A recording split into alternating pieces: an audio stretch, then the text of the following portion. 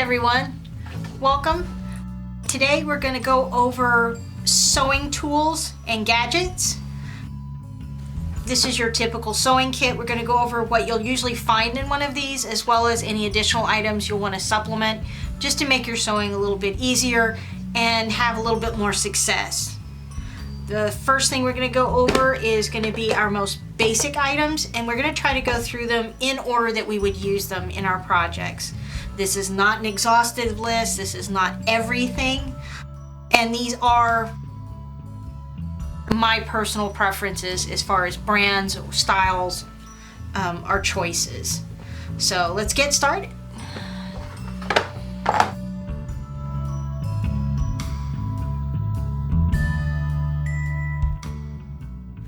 Our most basic tool is going to be scissors. Now, I recommend 2 pair minimum with an optional 3rd pair. Our first pair is going to be your workhorse. These are your general fabric scissors. Now, if you remember from one of our previous videos, we talked about these scissors only get used for fabric, not for paper. We want to make sure that they're good and sharp. I prefer a nice blade.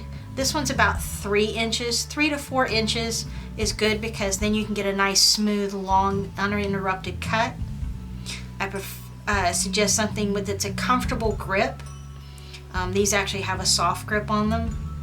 Some people prefer a heavy scissor. Like me, I prefer something with a little weight. Others prefer a lighter scissor. I say always go in the store, try a few. Hold some light ones, hold some heavy ones. Try to purchase a pair and spend as much as you can afford on a good quality pair, because these are your workhorse. You're going to use these every time, all the time. And you don't want something that's kind of on the cheaper side, which may not last but few projects.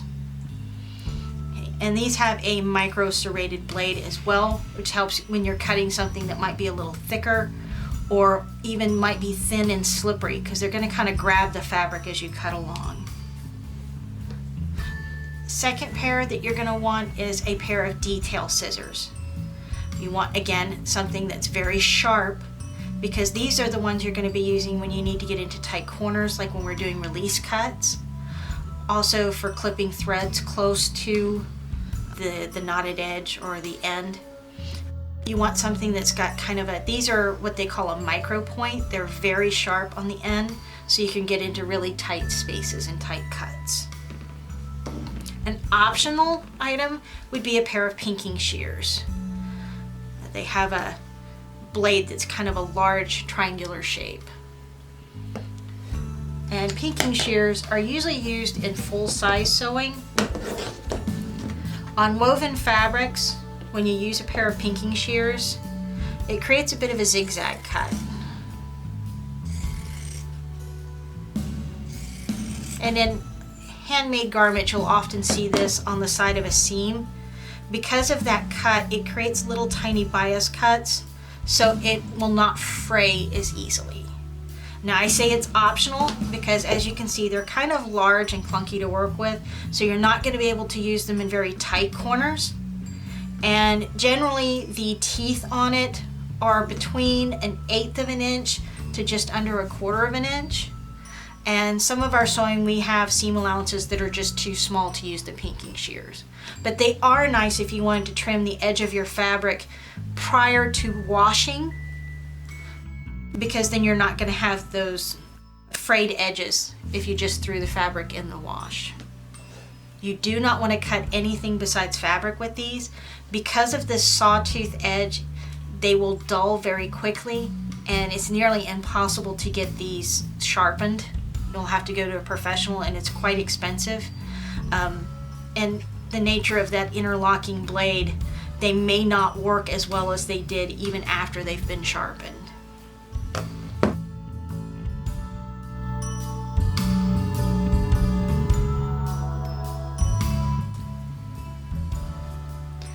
Our next set of cutting tools is going to be actually 3 tools that work as one. We have our Rotary Cutter. Think of it as like a razor sharp pizza tool. We have our clear ruler and our self-healing cutting mat. In fact, a lot of times you can actually see these together, all 3 pieces, as a kit, but I generally suggest that you buy them individually. That way you can buy more of what you need and personalize it to yourself, to your own preferences. With the rotary cutter, I do recommend one that has a safety feature. Some of the cheaper models actually have a separate piece that covers the blade. The problem is when you stick this in your sewing kit or your drawer, sometimes that piece can come off and get lost, and then you have an exposed blade. This one actually has a little piece of plastic that comes up, so I can't touch the sharp edge of the blade until I engage it by retracting that piece of plastic. So it's all one piece. So safety to the side, pick it up for the next cut, pull it back in. And it's a pretty stiff action, so don't have to worry too much about it accidentally opening. When you buy your rotary cutter, you also want to buy replacement blades because, like I said, this is razor sharp and it will dull just like a razor will. And trust me, I've got scars from trying to get one more cut out of a dull blade. The rotary cutter works with a clear ruler. And if you notice, most of these, they're minimum of 4 inches wide. Some of them can be up to 6. And generally 14 inches or longer, up to as long as 36 inches. This one's a little small than what I normally use.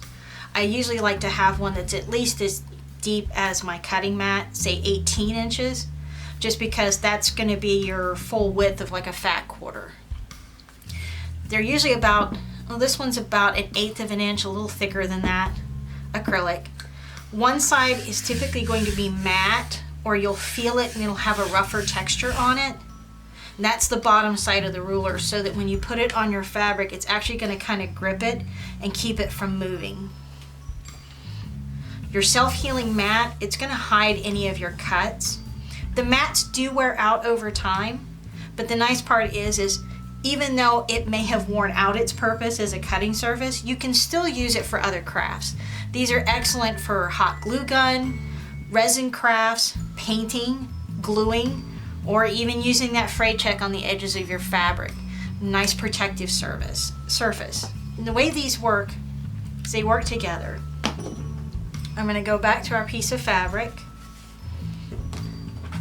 And a lot of your cutting mats are also going to have guides on them, vertical and horizontal lines. And that's going to help you line up your fabric because you want to make sure that your fabric is straight when you cut with the rotary cutter. And you can line up the edge of your ruler with your line, retract the safety, and just glide it along. And with a nice sharp blade, you should only need 1, maybe 2 cuts. And we've got a sharp edge. I use these together when I'm making bias strips for when I want to do edging on some of my sewing projects, because I can get a nice long cut and it's smooth.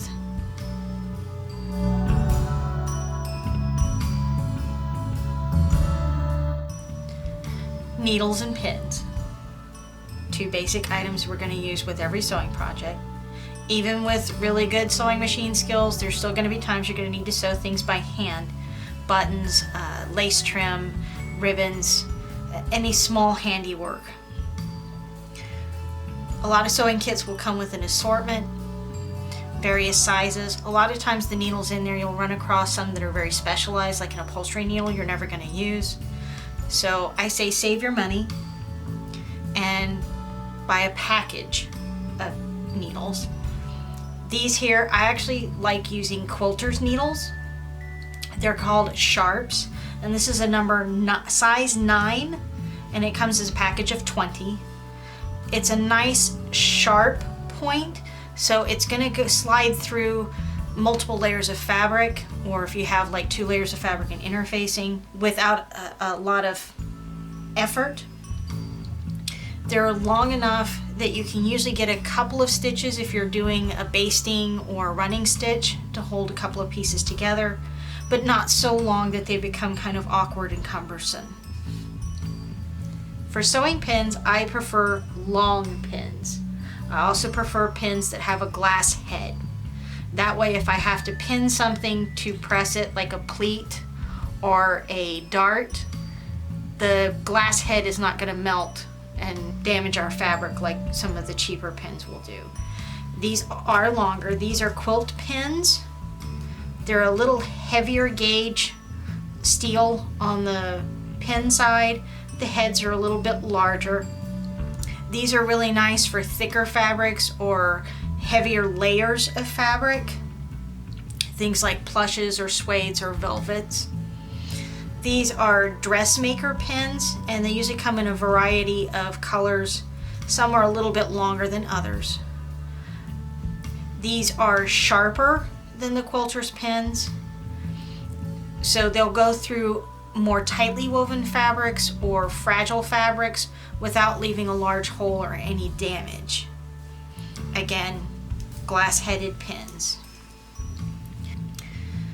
You need to keep track of your pins. In an open container, it's inviting them to spill on the floor and then they get lost. That's very painful to find. Instead of the usual tomato pin cushion or a stuffed pin cushion or even the little wrist pin cushion, I like a magnetic pin cushion. These two right here, the yellow and the red, actually came in a package of 3. I got them from Amazon, actually in the office supply section, because along with pins they were showing using them to organize office supplies like paper clips. Inside is a very strong magnet, and the nice part is if I do spill my pins on the floor, I just run it along and they jump right to the magnet. It holds them securely. And when I'm sewing, I like to keep it near my machine, because as I'm focused on the fabric going through the machine, I can just pull the pin and just drop it, and it's going to go right to the pin cushion. And I do keep 2.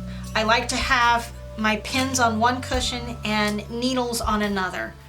When I'm sewing, I like to keep sometimes 2 or 3 pins that are already pre-threaded with the colored thread that I'm using, so that as I'm going along, if I need to tack something or baste something, or I'm getting ready to sew buttons, I've got them already over here. And it keeps them separated, because if this needle ended up in this pile of pins, you probably would never find it again. Needles and pins are disposable. Needles will get dull, pins will get bent. You will sew over a pin, no matter how careful you say you're going to be, it will happen. When that happens, and when the needles get dull, they need to be thrown away. We do not want to put needles, pins, and other sharp objects directly into our trash. That does pose an injury or health risk to pets, family members, and even to your trash handler, your sanitation workers. Or I use a sharps container. And it's very easy. You don't have to spend a lot of money. You can usually make one of these out of items that you have around the house. This one right here is a little DIY I made out of an old prescription pill bottle. I did put a couple of stickers on it just to make it a little fun. I don't recommend using the kind that have the old childproof cap that has a plastic insert, just because it's going to be difficult to modify it. This one, it's a single layer cap, and it's a little flexible. I took and punched a 1/8 diameter hole in the top, and I put this on my cap, and as I'm sewing along, I bend a needle, or my needle's dull, or I bend a straight pin. The hole's big enough to pop the pin through so it goes into the safe, but it's small enough that they're not going to come back out again. When this is full and I can't fit any more sharps in it, then I can dispose of it properly, and I'm a little safer and secure. Again, very easy DIY, little fun item to have on your craft desk.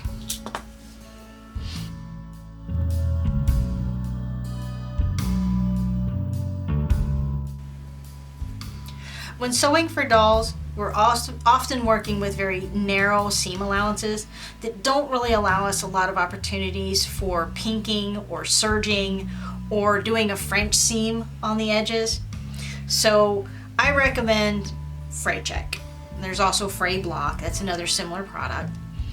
In fact, from our previous video, if you'll notice, I actually recommend doing the fray check on the edges of your pieces after you've cut them, but before you do any sewing. It seals the edge, it gives it a nice finished look. When it's dry, it shouldn't stain the dolls. In fact, it should be invisible. It's clear when it dries. You do want to follow the directions on whichever one you decide to use. These can be flammable when they're still wet. The fray block actually requires that you put it under hot water for 3 minutes and then shake it before you use it. The fray check you can use straight out of the bottle, but it does have a nice big warning. Do not put in eye. And like I said, when it's wet, it can damage varnish surfaces like a table or a countertop. So earlier when we were talking about the cutting mats and I was talking about using your old cutting mat, that's a really good use for this stuff, so that you can use it, let it dry. Once it's dry and cured, you're good.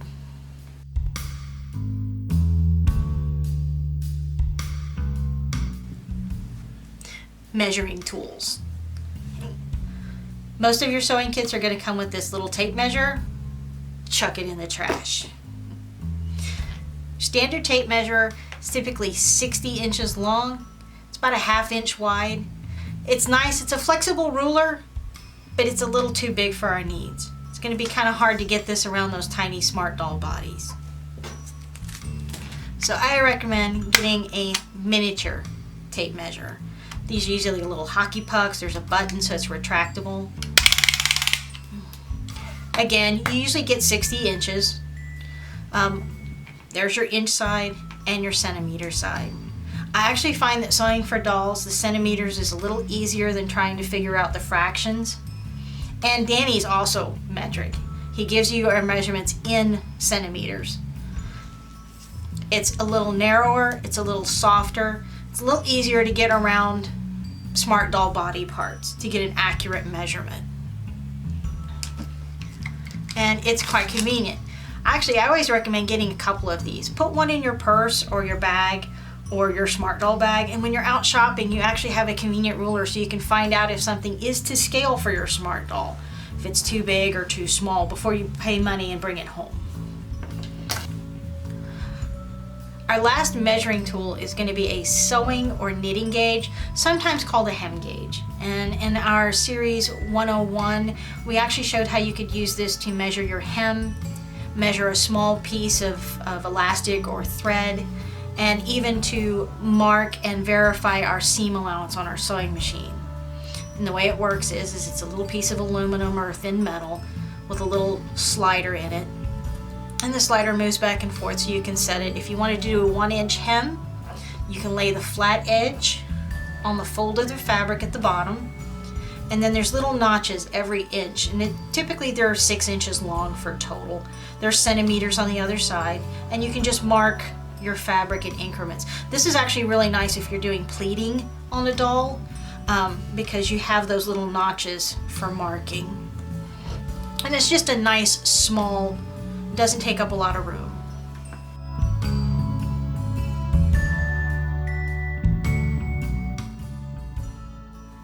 So for sewing, we will need to turn things right side out. A pant leg, a shirt sleeve, a spaghetti strap.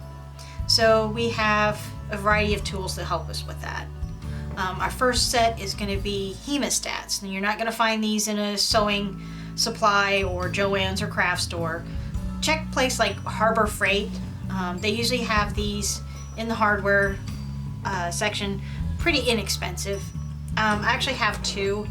I have a smaller curved pair, and these are really nice. The ends are narrow, so I can really kind of get them into a narrow shirt sleeve or even a collar.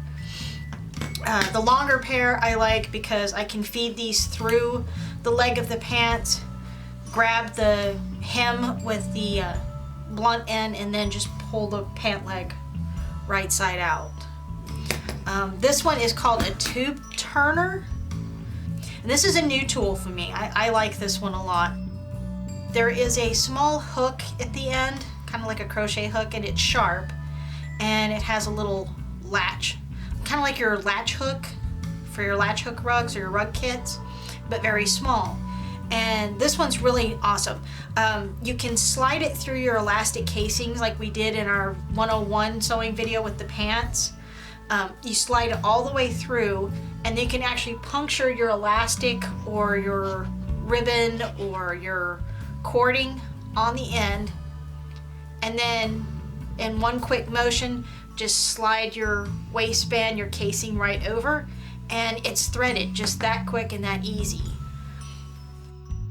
You can also thread it through your spaghetti strap just like you would do the hemostat. Hook the end of the material where your seam allowance is, and then just pull it right side out.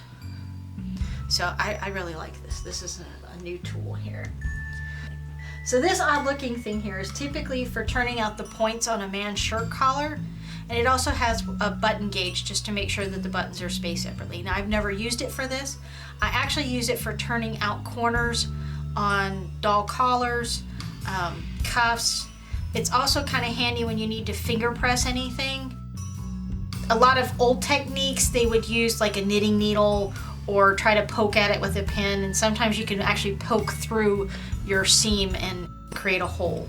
And this one's blunt enough that it's not going to do that.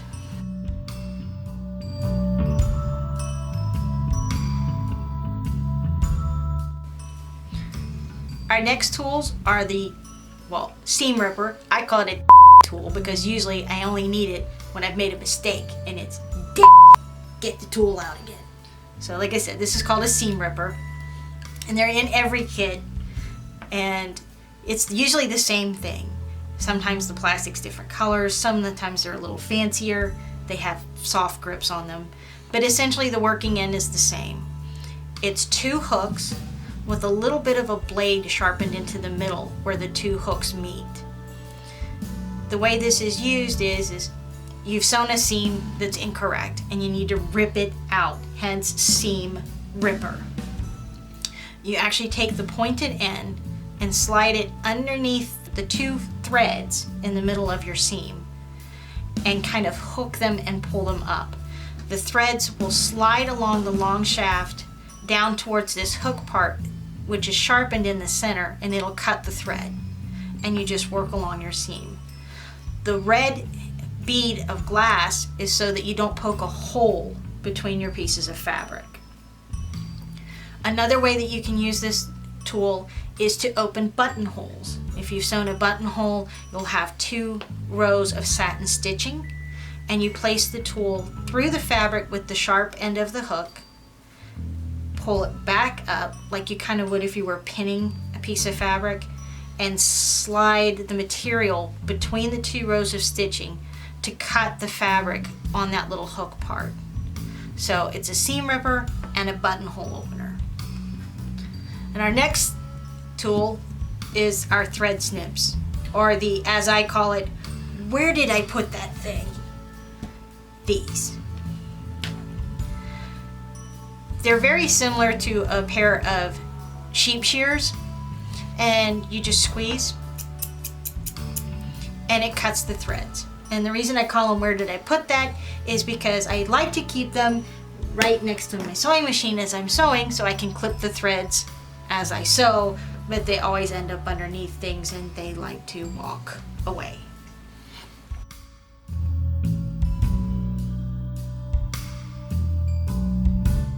And we're just about at the bottom of our toolbox.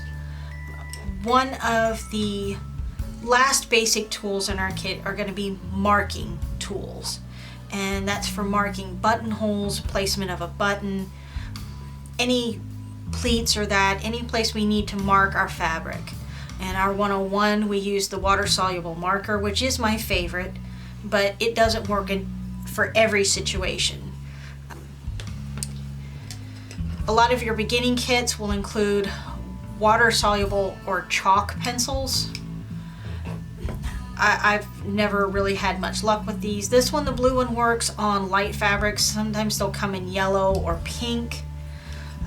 The white is supposed to be for dark fabrics, but you can't see it, so these really are kind of a waste.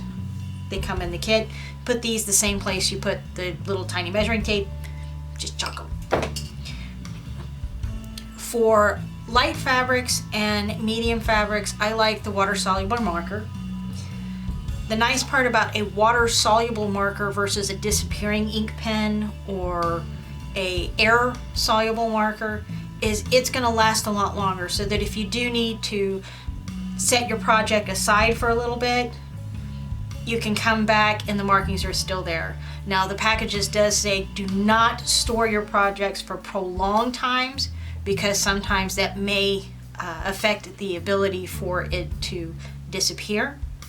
It's pretty easy to use. It just works like any pen. Usually these are fine line pens. So mark my pleats, mark my darts. Sometimes I'll mark the center line for a sleeve or a gathered item. When you're done sewing,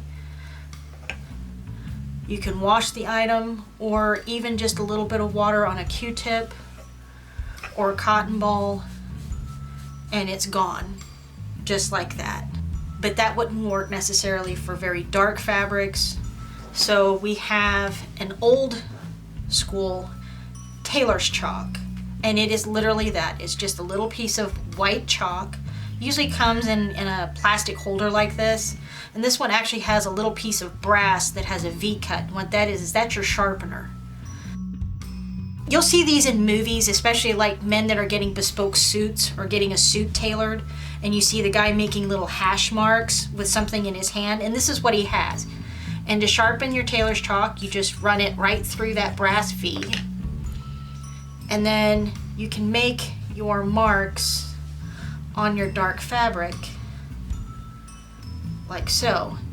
And for tailor's chalk, when you're done, you can literally just brush them off the fabric and they're gone. So water soluble marker for light to medium colored fabrics, or tailor's chalk for your dark fabrics.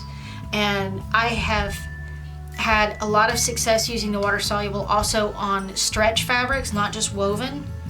The tailor's chalk works really well as long as it's a smooth finish fabric. You can't use this on anything like a velvet or terry or anything that has a texture on it. You'll just end up with a lot of chalk in the fibers, and it'll be kind of hard to see the markings. Another item that you can get is a wax pencil for marking. These are also called China markers. Sometimes they come in different colors. Blue, black, and white are the most common. Also red is a color that you can find. These are not for marking on fabric like cottons or jerseys. These are for marking things like a leather or a vinyl or something that has a smooth surface that the chalk wouldn't adhere to and you wouldn't be able to use the water soluble marker on.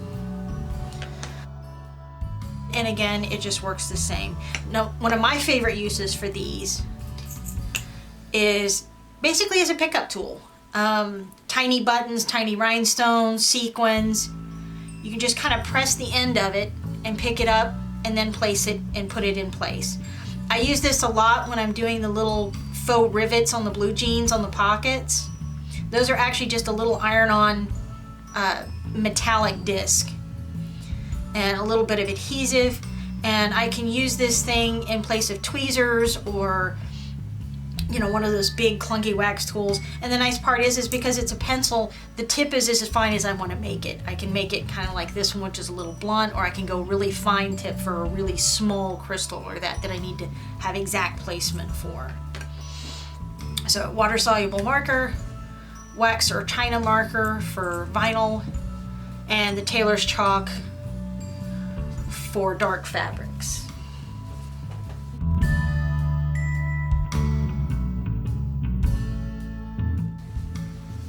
Our last tool is the humble lint roller. And you've been crafting, you've been sewing, we've got tailor's chalk, we have glitter, otherwise known as craft herpes. Your lint roller, quick and easy cleanup.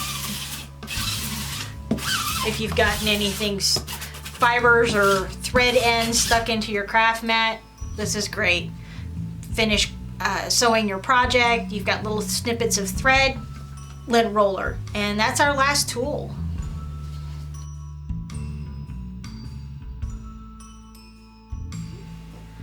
And that's our toolbox. This is by no means a complete list of every tool or gadget that I use, but these are the ones that I tend to reach for every time I'm sewing at my sewing machine, especially for when I'm sewing for dolls. I hope you've enjoyed this. If you did, do like and subscribe to our videos.